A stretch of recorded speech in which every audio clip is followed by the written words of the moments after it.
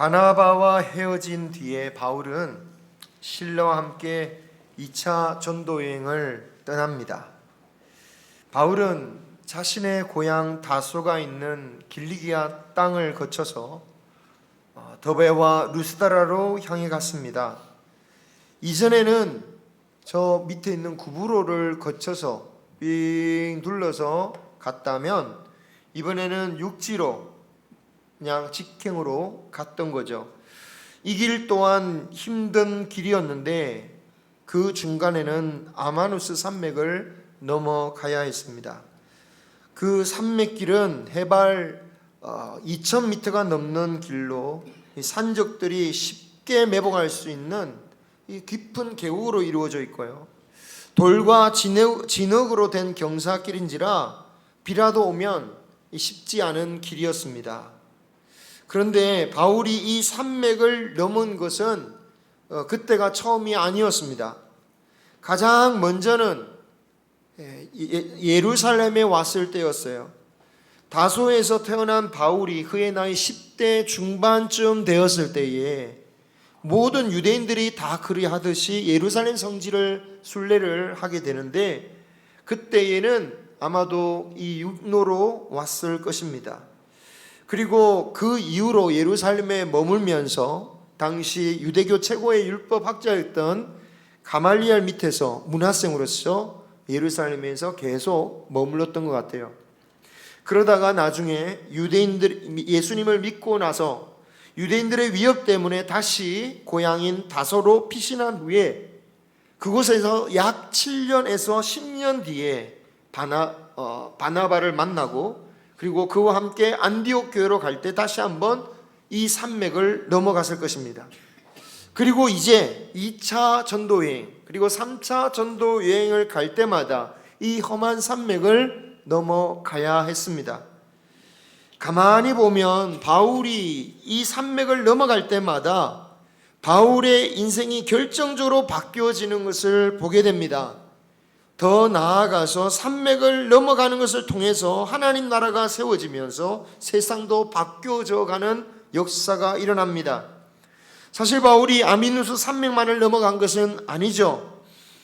1차 전도 여행 때는 아미누스 산맥보다 훨씬 더 난이도가 있는 이 타우르 약 해발 고도가 3000m 되는, 그러니까 우리 백두산보다 높은 데죠.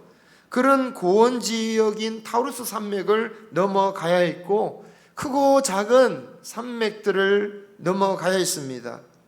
그리고 그렇게 위험한 산맥을 넘어갈 때마다 복음의 진전은 이루어졌고 바울은 하나님께 더 크게 쓰임을 받는 하나님 나라가 이루어지는 그런 복음의 진보의 역사가 일어났던 거죠.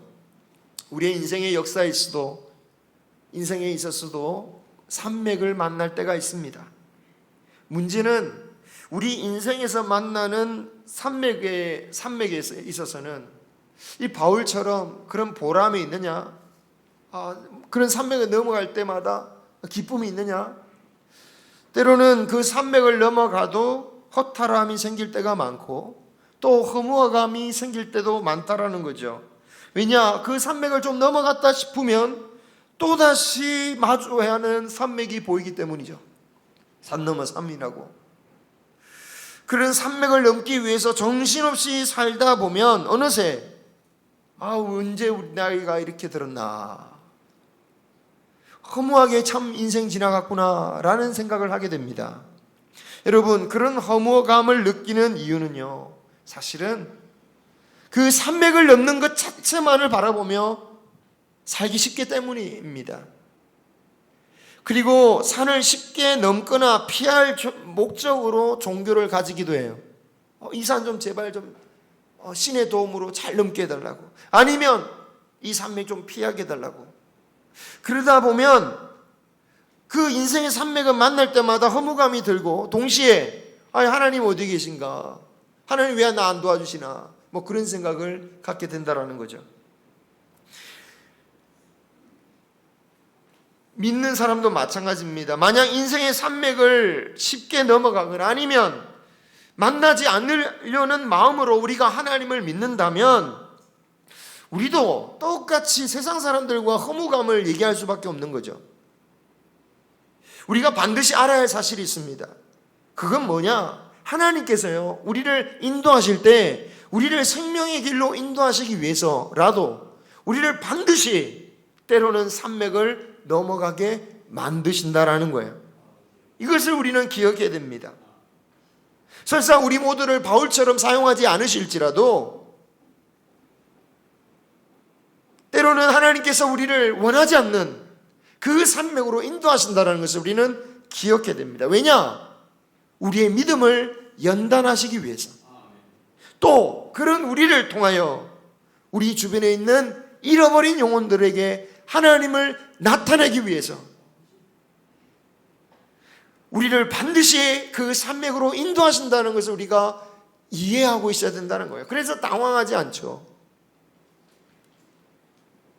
그리고 하나님의 나라는 바로 이렇게 그런 하나님의 인도하심을 받아들이고 순종하고, 그래서 믿음으로 그 산맥을 넘어가는 자를 통하여 이 땅에 하나님 나라가 이루어지게 하신다라는 겁니다. 그러므로 우리가 산맥을 만났을 때에 이 산맥도 어떻게 넘어갈까, 아니면 어떻게 피해갈까, 그러한 장애물로만 여길 게 아니라 왜 이 산맥을 넘어가게 하실까, 하나님 뜻을 발견하고 그 산맥을 믿음으로 넘어가는 우리 모두가 되기를 소망합니다. 산맥을 넘어가는 것보다 더 중요한 것이 바로 이렇게 믿음으로 넘어가는 거예요. 그리고 그 넘어가게 하시는 그 하나님의 뜻을 이루는 것, 그것이 우리에게 인생에 있어서 정말 중요한 목적인 것이죠. 사람들은 산을 넘었다는 것 자체로 하나님께 영광이 될 것이라고 생각하는 경우가 있습니다. 가난을 극복했다, 가난을 극복하게 하신 하나님께 영광을 돌린다. 병이 나았다, 병이 낫게 하신 하나님께 영광이다.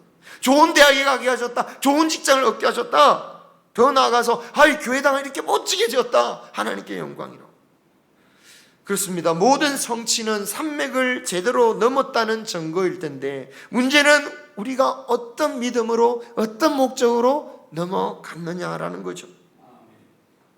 가난을 극복하기 위해서, 세상의 성공을 위해서 만약에 세상의 일을 더 중요하게 여겼다거나 우선순위가 그 앞에 더 있다면 사실 그것이 하나님의 영광과는 거리가 먼 거죠. 하나님을 떠나서도, 하나님을 멀리하면서도, 하나님을 우선순위에 두지 않으면서도 능히 내가 이루는 것을 이뤘다, 그리고 그것으로 하나님께 영광 돌린다면 사실은 하나님께 그것은 모욕이 될 수도 있는 거죠. 하나님을 떠났는데 그걸 가지고 하나님께 영광을 돌린다, 하나님은 별로 기뻐 받으실 수가 없는 거죠. 하물며 불법과 죄로 하나님의 영광, 죄로 인해서 이룬 성과라면 더 할 말이, 더 말할 것도 없겠죠. 여러분, 하나님의 은혜로 인생의 산맥을 넘었다 할지라도 우리의 감사의 내용도 중요합니다. 인생의 산맥을 넘었다 할지라도 넘어간 것 자체만으로 감사히 여긴다, 그러면 그 인생은요 참 허무할 수밖에 없어요. 시지프스 신화란 게 있죠. 신의 형벌을 받아서 거대한 바위를 산 꼭대기까지 밀어 올려 하는 벌을 받은 사람의 이야기입니다. 문제는 올려놓고 나면 또 어떻게 되죠? 그 바위가 다시 굴러 떨어진다라는 거예요. 그러면 시지프스가 가만히 있느냐? 아니, 가만히 있을 수 없어요. 계속해서 올려야 됩니다. 올려놓으면 굴러 떨어지고, 올려놓으면 굴러 떨어지고, 가장 큰 고통은 무엇입니까? 허무함이죠. 내가 왜 이런 일을 해야 하냔 말이죠. 이 신화는 우리 인생의 끝없는 수고와 그 허무함을 빗댄 것인데, 그것을 저주로 표현한 거예요. 저주로. 만약에 우리의 인생이 그냥 산맥을 넘는 것만으로 만족하거나 그것을 목표로 사는 인생이라면 그 사람은요, 하나님을 믿든 안 믿든 저주받은 인생처럼 사는 거예요. 허무함 속에서 아이고 허무하다 허무하다. 물론 그런 허무감을 어떻게 극복하려고 합니까? 인생의 즐거움으로 극복하려고 합니다. 하지만 역부족입니다. 그런 즐거움으로만 인생의 허무함을 떨칠 수가 없어요.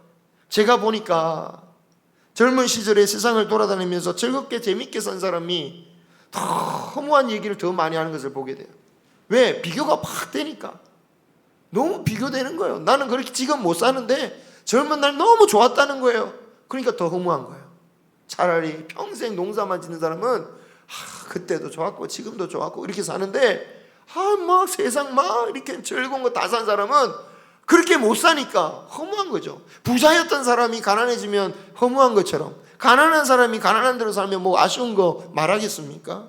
술 마시던 사람이 술을 그리워하고 담배 피던 사람이 담배 놓기 힘들듯이 인생의 즐거움만으로는 절대로 허무함을 이길 수가 없는 것이죠. 그러므로 인생을 즐겁게 사는 것도 뭐 그 시기에는 좋을 수도 있지만 그보다 진짜 놓치지 말아야 할 게 뭡니까? 인생의 산맥을 넘는 목적이 무엇인지, 왜 산맥을 넘어가야만 하는 것인지, 그 목적대로 내가 삶의 방향을 정하는 것입니다. 믿음으로 산맥을 가는 사람과 그렇지 않는 사람의 결정적인 차이는 그 결과에도 나타납니다. 똑같이 인생 살면서 누구는 허무함 느끼는 정도, 그 정도의 차이가 아니라 아예 삶의 목적지가 다를 수가 있다는 거예요. 바울을 보십시오. 만약 바울이 어떻게 하면 산맥을 쉽게 넘어갈 수 있을까? 아니면 피해서 갈 수 있을까? 그 생각을 했다면 그는 결코 루스드라로 가지 않았을 거예요. 루스드라가 어떤 곳입니까? 어떤 곳이었죠? 돌에 맞아 죽을 뻔한 곳 아닙니까? 그게 언제였냐면 불과 2년 정도밖에 지나지 않았을 때예요. 그곳에는 여전히 자신을 죽이려고 하는 사람들이 살고 있는 곳이고요. 자신의 몸에 자신의 죽일 뻔했던 그 돌멩이들이 여전히 굴러다니고 있었을 거예요. 산맥을 평안히 넘거나 그 피하려고 하는 그런 마음으로만 사는 그런 목적으로 사는 바울이었다면, 그 가운데서 주님의 사역도 해야지 뭐 이런 마음이었다면, 그 산맥보다 더 큰 환난이 기다리고 있는 그 루스드라에 어찌 보면 다시 한번 그곳에서 죽을 수도 있는 그곳에는 절대로 가지 않았을 겁니다. 오늘 말씀은 비록 우리가 바울처럼 전도자는 아닐지라도 우리가 주님이 허락하신 인생에서 어떤 기준으로, 어떤 비전으로 어떤 삶을 선택하고 살아야 하는지를 보여주는 겁니다.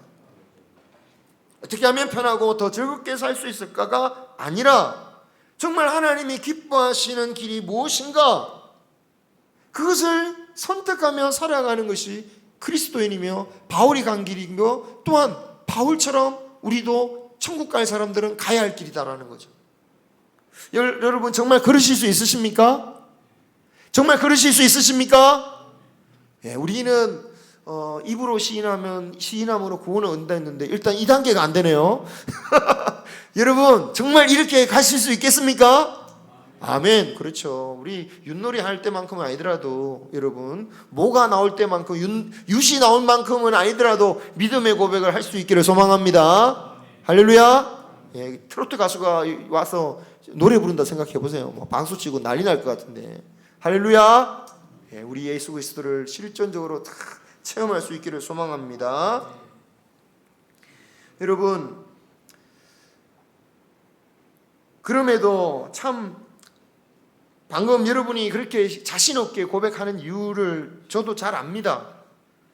왜 그렇습니까? 좀 어려움이 닥치고 또 우리 마음에 욕망이 가득해지면 그렇게 쉽지 않잖아요. 심지어 뭐 그런 상황이 오면 뭐 어쩔 수 없지 뭐 그렇게 목 사는 거지 뭐. 그렇게 하면서 믿는 분들도 계셔요. 하지만 여러분, 분명한 것은 성경은 그런 길을 우리에게 말씀하시지 않습니다. 그런 길로 간다면 뭐 어쩔 수 없이 내 기쁨의 길, 그 생명의 길 못 가는 거지 이러면은 그 길은 생명의 길이 아니라고 말하고 있는 거예요. 넓은 길 끝에는 생명이 없다고 말한 거예요. 가고 싶어 하지 않는 그 길, 좁은 문으로 가야 생명 길이라고 말씀하셨단 말이죠. 여러분, 내 입술로 믿음이 있다고 말하는데 정작 우리의 발은 사망의 길에 들어서 있다면, 우리가 그 길로 걸어간다면 아무리 입으로 말을 해도 어디로 가겠습니까? 사망의 길로 가는 거 아닙니까? 너무 당연한 얘기잖아요. 우리의 삶을 돌아보고, 그래서 우리가 앞으로 어떤 있을 일을 우리가 어떻게 준비할지 우리는 기도하는 우리 모든 성도님들이 되시기를 바랍니다. 나의 유익보다 주님의 뜻을 위해 가는 이에게 하나님의 은혜가 있을 것입니다. 오늘 산맥을 넘어서 루스드라로 가는 바울에게도요, 너무 귀한 은혜를 주셔요. 그 믿음의 길, 생명의 길, 그 쫓아서 가는 바울에게 어떤 은혜를 주시냐.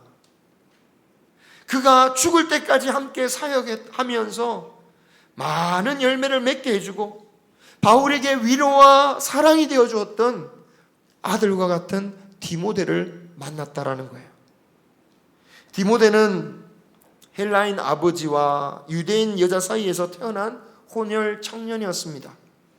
혼혈이었지만 사도행전 시대인 1세기경부터는 유대인들은 어머니가 정통 유대인이면 그 자녀도 유대인으로 인정하는 시대였습니다.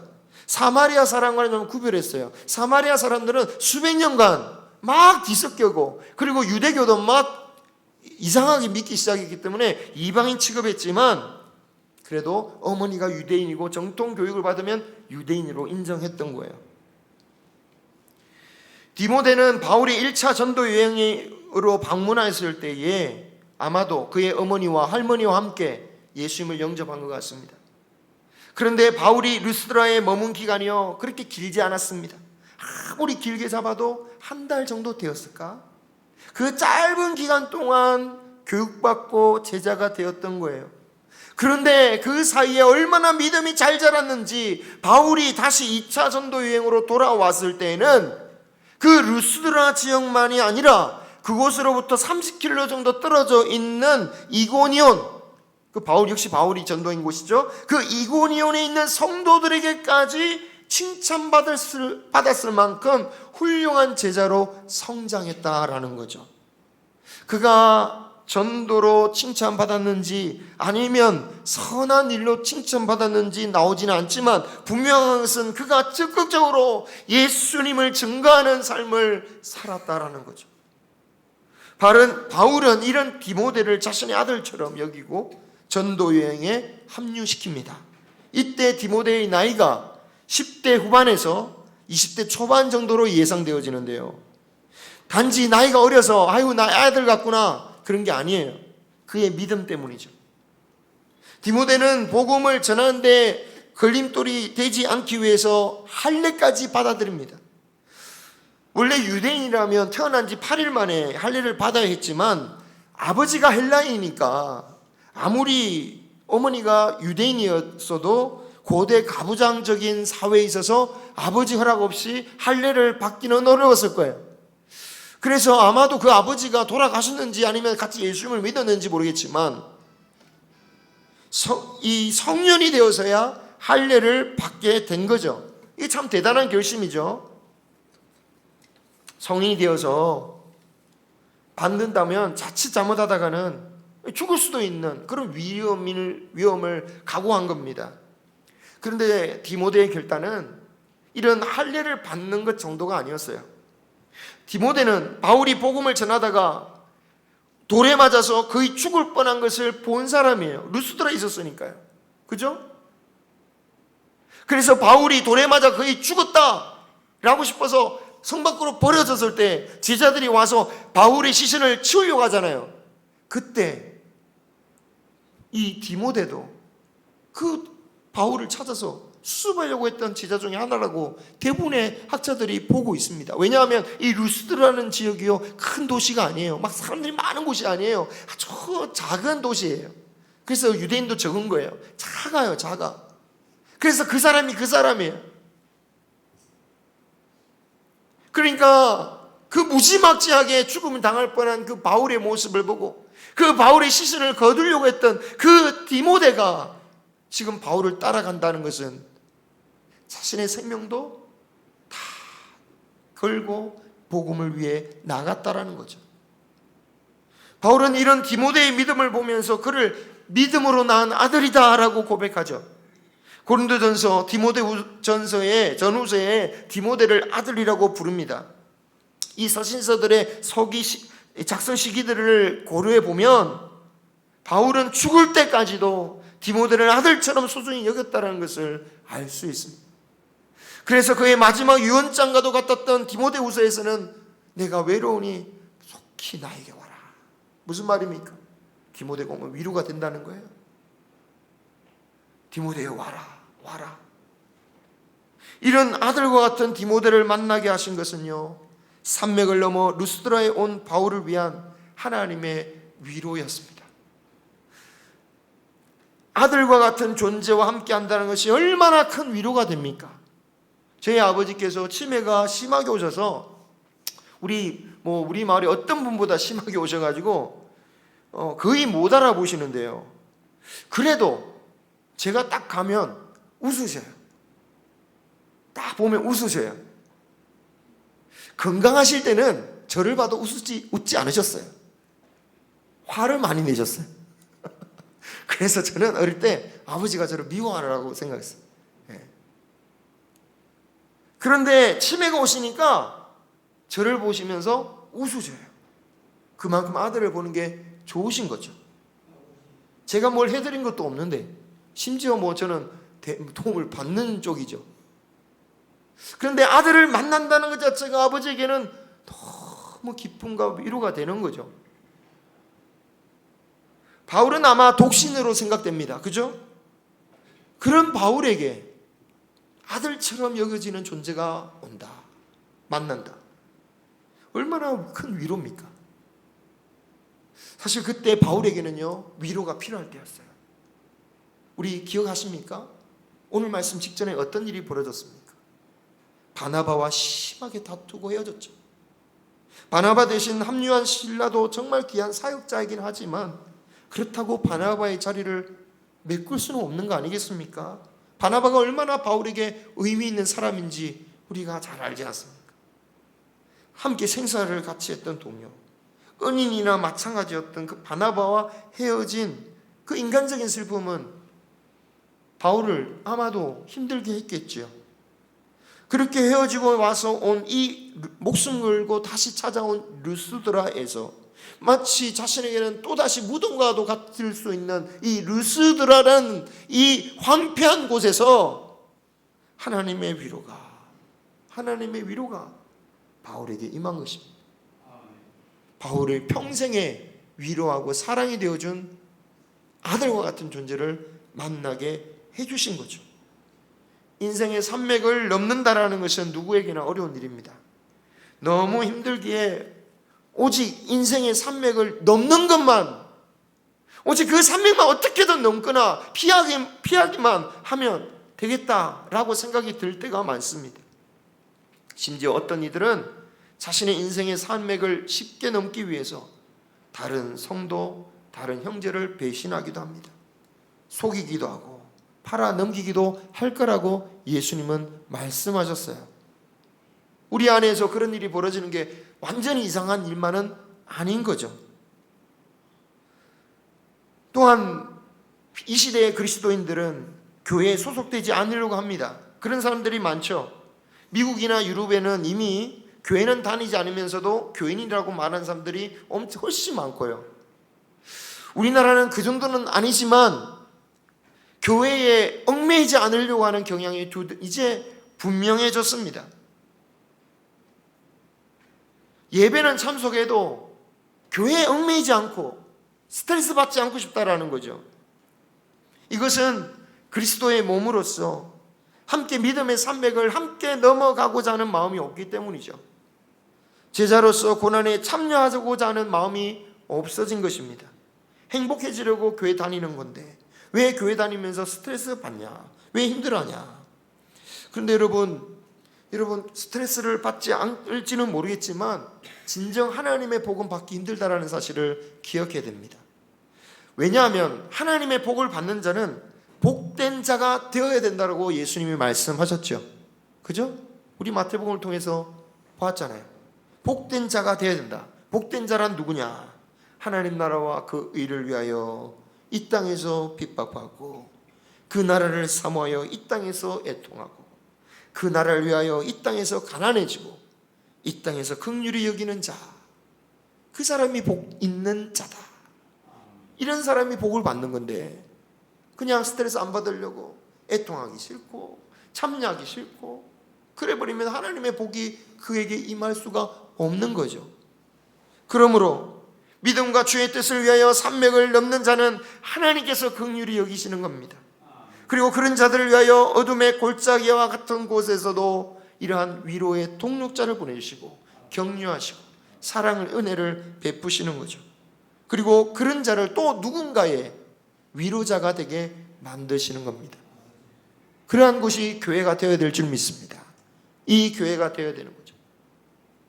디모데가 바울에게 위로의 존재가 되었지만 바울 역시도 디모데에게 위로의 존재가 되었으면 서신서를 보면 잘 알 수 있어요. 더 많이 베풀었겠죠. 아버지 된 입장이니까 더 많이 베풀었겠죠. 더 많이 희생했겠죠. 그러나 그것이 바울에게는 또 기쁨이 되는 겁니다. 우리 성도님들께서 참으로 험한 인생의 산맥을 잘 넘어오셨다는 것을 저는 잘 압니다. 그렇지만 때로는 우리의 인생을 바라보면서 허망하구나라는 생각이 드실 수도 있습니다. 그런데 만약 그 험한 산맥을 믿음으로 넘어왔다면 결코 헛된 인생이 아닙니다. 숨길 인생도 아닙니다. 아무리 부끄럽고 고생을 했다 할지라도 믿음으로 그 산맥을 넘어왔다면 그것은 결코 부끄러운 것이 아니요 하나님 앞에서 자랑할 수 있는 영광의 증거들이 될 것입니다. 이제까지 우리가 어떤 식으로 인생의 산맥을 넘어왔든지 간에 여전히 우리에게는 남겨진 인생의 산맥들이 있습니다. 많이 있을 수도 있고 적게 있을 수도 있겠죠.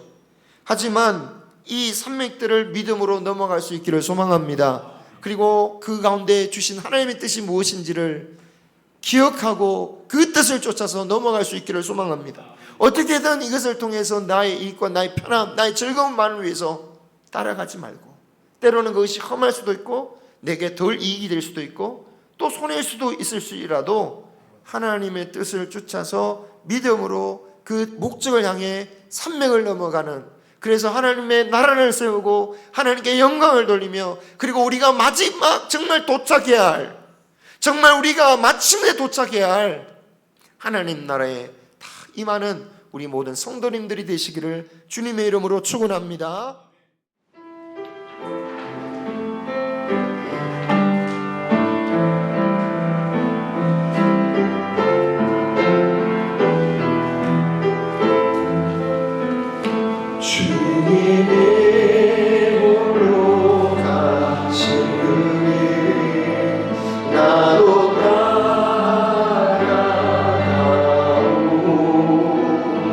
모든 물과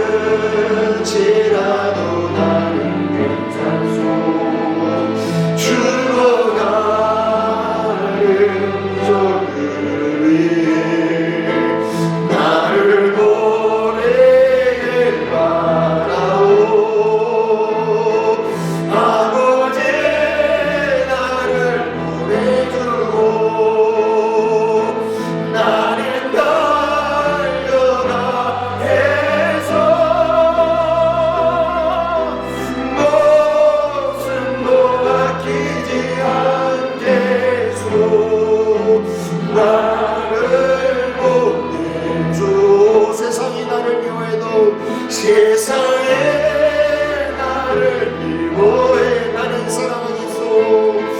나는 사랑하겠소. 세상을 구원할 십자가, 세상을 구원 십자가도 나도 따라가 생명을 버리면서까지 생명